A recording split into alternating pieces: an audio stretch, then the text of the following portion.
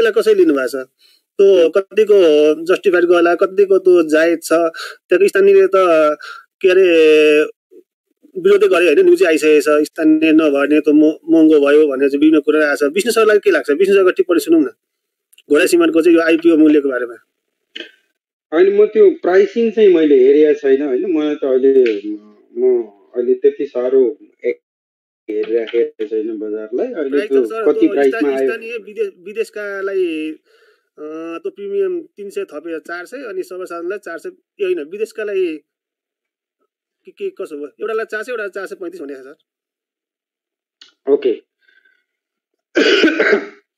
अब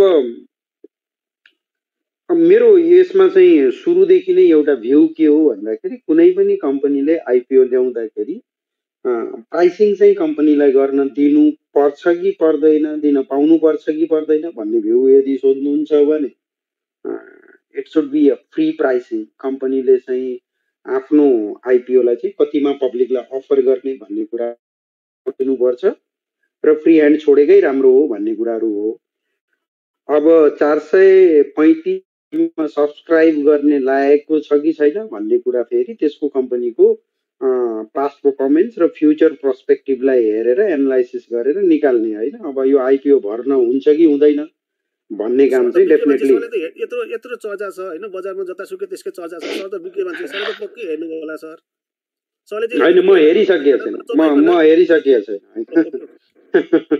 म हेरिसकेको छैन हैन डेफिनेटली म हेरेपछि चाहिँ म चाहिँ डेफिनेटली आफ्नो भ्यू दिउँला हैन अहिले हेरि नसकेको स्थितिले weather the pricing is correct or non correct भन्ने कुरा चाहिँ अब त्यो यस्तो हो कि मेरो एउटा आफ्नो भ्यू चाहिँ मैले के भन्छु भन्दाखेरि प्राइसिङ चाहिँ फ्रीली गर्न दिनुपर्छ कम्पनीहरूलाई हैन उनीहरूले अफर चाहिँ जतिमा पनि गर्नुपर्छ पाउनुपर्छ अब त्यो अफरलाई पब्लिकले एक्सेप्ट गर्ने कि रिजेक्ट गर्ने भन्ने कुरा पब्लिकमा छोड्दिने कुरा हो हैन यदि चाहिँ उसले महँगो प्राइसिङ छ र तपाईको सब्स्क्राइब नगर्ने हो भने त्यसमा धर जस्तो बजार बुलमा थियो भने त अलग कुरा हुन्थ्यो हैन बजारले चाहिँ जुन बटममा छ हैन तपाईको हिजो 1600 17 2800 भएको चाहिँ शिवम सिमेन्ट अहिले 400 390 मा छ यो कुरामा चाहिँ नयाँ आईपीओ 435 आउँदाखेरि चाहिँ के भन्ने कुरा सर सरले अलिकति चाहिँ कुरा गर्दा अलिकति त्यसलाई चाहिँ मन नभएको कुरा हैन मेरो हिसाबले त तपाईले भन्नुहुन्छ भने घोराही सिमेन्ट किन्नु पर्छ कि सेकेन्डरी मार्केटमा शिवम किन्ने भनेर भन्नुहुन्छ भने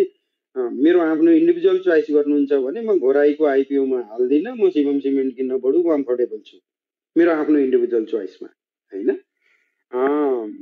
त्यो भन्ने कुराहरू हो त्यसकारणले अब यो सब्स्क्राइब गर्ने कि नगर्ने यतिमा ल्याउनु उचित थियो कि थिएन भन्ने कुरा कम्पनीमा छोड्दिनुस् न यदि पब्लिकले सब्स्क्राइब गर्दैन भने कम्पनीले आफै प्राइस रिभाइज गर्छ त हैन रिभिजन गरेर लिएर आउँछ या तपाईको सब्स्क्राइब भइदिएन भने कम्पनीले नै मैले महँगो मूल्य राखेछु भनेर उसले थाहा पाउँछ त अरु कम्पनीहरुलाई पनि त्यो एक्जाम्पल सेट हुन्छ भनेपछि यो यतातिर हामी जानुपर्ने आवश्यकतै छैन कि यदि हामीलाई लाग्छ उचित प्राइस हो भन्ने हामीले आईपीओ भर्ने हो उचित प्राइस होइन भने आईपीओ नभर्दिनुस् न के भयो त सिद्धि त हाल्यो नि विशेष मैले हजुरलाई यसमा क्रस क्वेशन गरे जस्तो तपाईले चाहिँ अब नयाँ स्टक एक्सचेन्ज आउँदै गर्दा तीनटाको प्रतिस्पर्धा छ त्यहाँ चाहिँ अनेक मुद्दा मामला हुन सक्छ समय लाग्छ विभिन्न जाल जेल विभिन्न खेल हुन सक्छ भन्नुभयो जस्तै घोराही सिमेन्टको आईपीओ निकाल्नुको पछाडी यदि महँगो मूल्यमा चाहिँ आईपीओ जारी गर्नु पछाडी चाहिँ तपाईले कसरी हेर्नु भएको छ त्यहाँ भित्र केही हुन सक्छ सक्दैन कुराहरु त धेरै आएका छन् तर त्यसका प्रुफ केही पनि छैन मैले केही पनि देखेको छैन इट्स अ गुड प्र्याक्टिस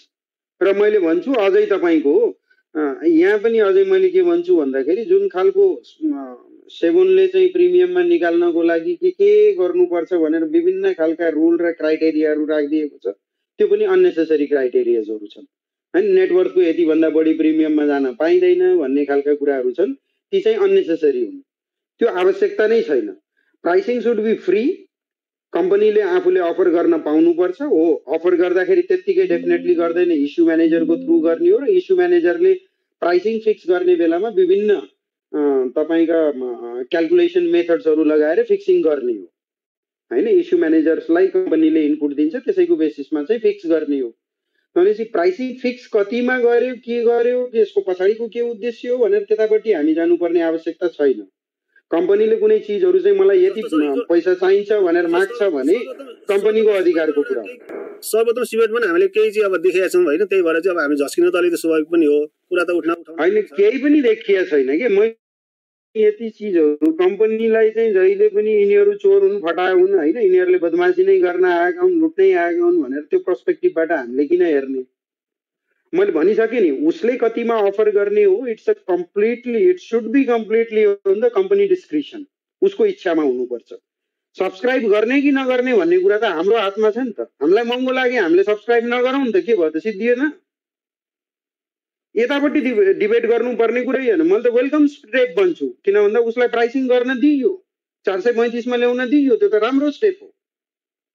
त्यही पर्सपेक्टिभबाट बुझौँ न, हामीले जतिमा प्राइसमा ल्याउन खोज्छन् उ त्यतिमा ल्याउन दिनुपर्छ। त्यसले केही फरक पार्नेवाला छैन, किन भन्दा प्राइसिङको एउटा मेकानिजम हुन्छ। प्राइसलाई जस्टिफाई नगरिकन कसैले पनि ल्याउन सक्दैन। प्राइस जस्टिफाई गर्ने मेकानिजम डिफ्रेन्ट भ्यालुएसन मेथड्सहरू हुन्छन्, तिनीहरू भ्यालुएसन मेथड लगाएर त्यो अनुसार चाहिँ भ्यालुएसन गरेर ल्याउने कुरा हो। त्यो त ल्याउन दिनुपर्छ। भोलि बिहान कुनै कम्पनी, ल एकछिनलाई मानौँ, यदि चाहिँ प्राइसिङ फ्री गर्न नदिने हो भने राम्रो पोटेन्सियल भएको स्टार्टअप कम्पनीहरू कसरी मार्केटमा आउने त? स्टार्टअप कम्पनीले के 100 रुपियाँमा लिएर आउँछ त? आउँदैन। यो त मैले अझै वान स्टेप फरवर्ड जाँदै मैले के भन्छु भन्दाखेरि, किन 3 वर्षसम्म लगातार प्रफिट हुनुपर्छ भन्ने कन्डिसन किन लगाएछ तिमीले? आवश्यकै छैन होइन। तपाईँको भर्खर कम्पनी स्टार्ट गरेर ऊ चाहिँ पब्लिक लिमिटेडमा गएर म पब्लिकसँग पैसा उठाउँछु भनेर भन्छ भने पनि पाउनुपर्छ।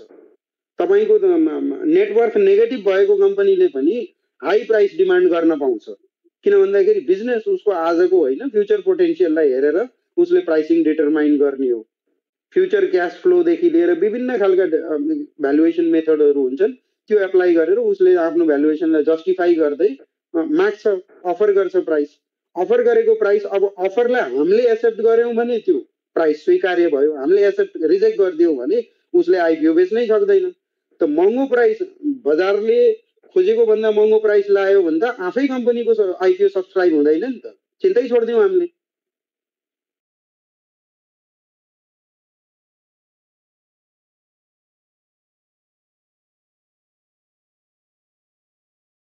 छ नि त, सबै नै खराबै भएछन्, माथिदेखि सिधैदेखि सबै नै खराब भएछन् भने त अब हामी खराबै देशका मान्छे रहेछौँ क्यारे, होइन भनेदेखि अब जे गरेको छ नियम अनुसार नै गरेको छ भनेदेखि यसलाई स्वाभाविक रूपमा मानेर इच्छा लाग्दाखेरि विश्वास गरेर हालौँ, इच्छा लाग्दाखेरि नहालौँ, त्यसरी जाउँ हुन्न रहेछ। थ्याङ्क यू है। मैले तपाईँलाई एउटा सिम्पल एक्जाम्पल दिन्छु कि तपाईँको इन्डियामा पेटिएम लिस्टेड भयो होइन, 1900 को आसपास लिस्टेड भयो, आजको डेटमा 600 मा घुमिराखेको छ।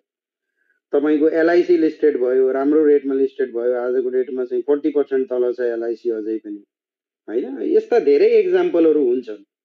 तपाईँको आइपिओ चाहिँ, तर चाहिँ त्यहाँको अथोरिटीले त कहिल्यै पनि भन्दैन यसले लगानीकर्तालाई फसायो, महँगोमा सेयर लिएर आएर आजको डेटमा सस्तो भइदियो, यसले बर्बाद पार्यो भनेर त्यहाँ त ब्लेम गरिँदैन। त्यहाँ के भनिन्छ भन्दाखेरि सिम्पल हो, ठिक छ, तपाईँलाई यदि लाग्थ्यो आइपिओमा लगानी गरेर मैले इमिडिएटली नाफा कमाउँछु, क्यापिटल गेन गर्छु भनेर लाग्थ्यो भने तपाईँले आइपिओमा एप्लाई गर्नुहोस्, लाग्थेन भने चाहिँ नगर्नुहोस्।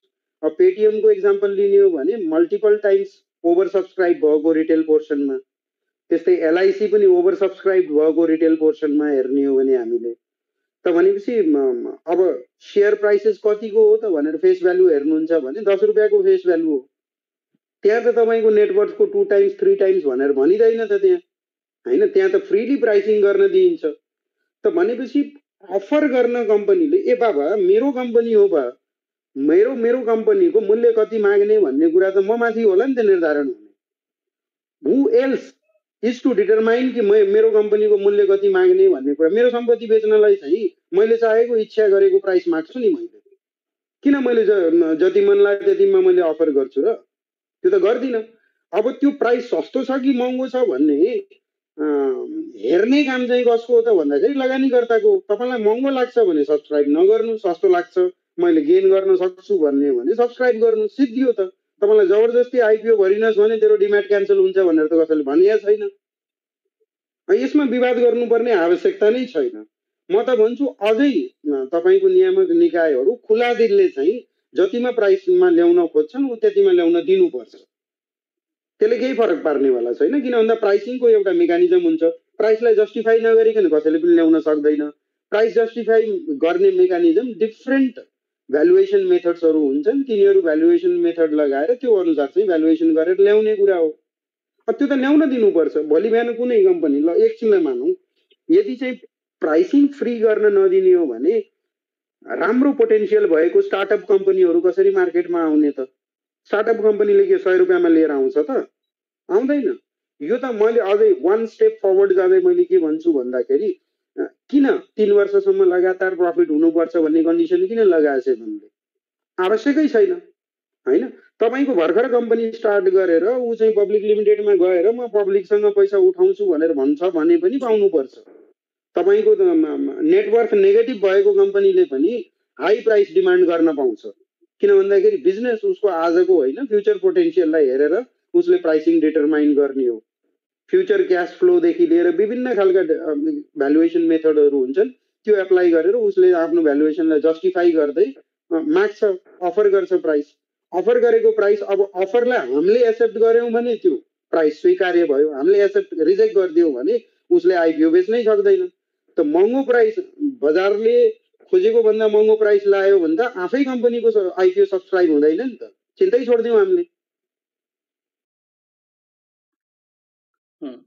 संसारमै पनि सर ओपनिङ गरेको चाहिँ प्राइस रेट घट्दै घट्दैन भनेर ग्यारेन्टी दिएर कुनै पनि संस्थाको चाहिँ यो गरे हुन्छ र? हुँदैन, कहीँ पनि हुँदैन बाबा। मैले भनिसकेँ नि 1900 को पेटिएम लिस्टेड भएको 600 रुपियाँमा आज चल्दैछ। 1-1.5 वर्ष भयो अहिलेसम्म लगानीकर्ताले चाहिँ तपाईको 70% भन्दा बढी भ्यालु लुज गरिसके। इट क्यान ह्यापन हैन। त्यो जरुरी त छैन नि। 450 मा लिस्ट भएको रिलायन्स पावर आजको डेटमा 2 रुपियाँमा ट्रेड गर्दैछ, 50 पैसामा ट्रेड गर्दैछ। त्यो गर्न पाउँछ त। ओके सर, यसमा चाहिँ ठिक छ सर। अब हजुरले नयाँ स्टक एक्सचेन्जमा समस्या देख्नुभयो, मैले घोराही सिमेन्टको चाहिँ मूल्यमा समस्या देखेँ। आफ्नो आफ्नो विचार हो। तल सिप्रोजी तल च्याटमा चाहिँ चापागाईजीको सुन्नु पर्यो, चापागाईजी भनेर आएछ है धेरै कुरा। र सँगै मैले विष्णु सरलाई एउटा सानो कुरा सोधिहालेँ, अन्तिम प्रश्न है मेरो। जस्तो नयाँ यो माथि पिङ पनि गर्नुभएको छ, यो 16 नयाँ ब्रोकरले चाहिँ लाइसेन्स के अरे ब्रोकर लाइसेन्स पायो भनेर। यहीँ तल हुनुभएको मध्ये 4-5 जना त म चिन्छु, उहाँहरूले पनि पाउनु भएको छ होइन, उहाँहरूले पनि एप्लाई गर्नुभएको छ। विष्णु सरले चाहिँ एप्लाई गर्नुभएको छैन? अब त उहाँको व्यक्तिगत कुरा हो, भन्न मिल्छ भने भनिदिनु होला, नत्र ठिकै छ। नयाँ ब्रोकर विष्णु सर हजुरले नि छैन, मैले एप्लाई गरेको छैन। मैले एप्लाई गरेको छैन। बिजनेस मोडल फिजिबिलिटी लागेन, त्यही भएर एप्लाई गरिएन। डेफिनेटली अब त्यो आफ्नो पर्सपेक्टिभ हो। कोही साथीले चाहिँ राम्रो बिजनेस देख्नु भएको छ भने गर्नुहुन्छ, मैले चाहिँ गरिन। Thank you. हस् सर, शिवजी त्यसपछि चापागाई आएछ है। नयाँ स्टक एक्सचेन्जको 3टा चाहिँ उस भएको छ अनि यो कहाँ छ खास, कुन कुनले एप्लाई